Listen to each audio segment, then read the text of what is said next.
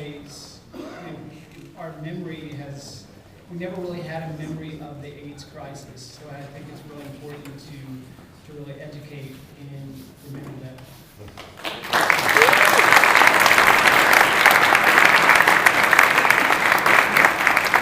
Thank you very much. I want to thank Matt and Sarah for inviting me, and it's really a great honor. For those of you who know me, know that I usually speak my mind, and I will get to that. I also like to. I was thinking about when Robin was talking about the activism way back in the 70s and 80s. And I got to see Milk last night, and I saw that little clipping and that dialogue with Don Amador. And I go back to those years because I was a field deputy to then City Councilman Art Snyder. Snyder was a liberal Republican in the northeast of Los Angeles. I'll never forget hosting a meeting in his home with some of the gay leaders in the formation of the civil rights or the gay rights ordinance in the City Council. And just because we had that discussion, some of the council members who wanted to move that issue actually brought it to the floor, and it was eventually passed. And that was Joe Wax and Peggy Stevenson. And so way back then, I guess I was part of that gay movement. But I was still in the closet. But I'm not in the closet anymore. Yeah. Now I have to tell you that I need to share with everybody that I am pissed off about what happened on election day. And I'm very grateful for what happened on election day. This country elected its first community organizer ever in the history of our nation. And he happens to be African American. Yep. That is a dream for our country.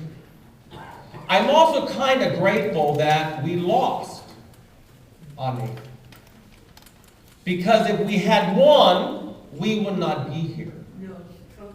And we would wait until the next crisis would come along to then organize community. Now I have to tell you that there's been a lot of discussion that the African Americans and Latinos didn't get out to support. Well, you're right.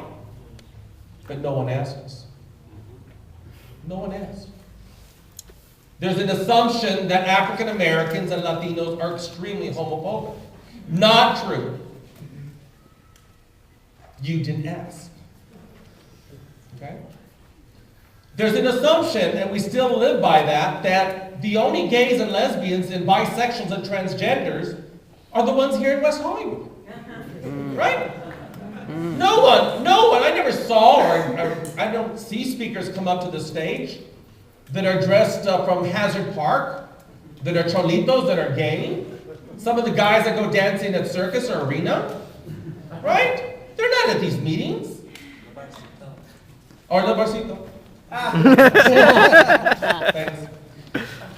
So, what I wanted to share with you is a few stories and talk a little bit about community mobilization and integration. I had a chance, I was also at the Liberty Hill Foundation event the other night, and I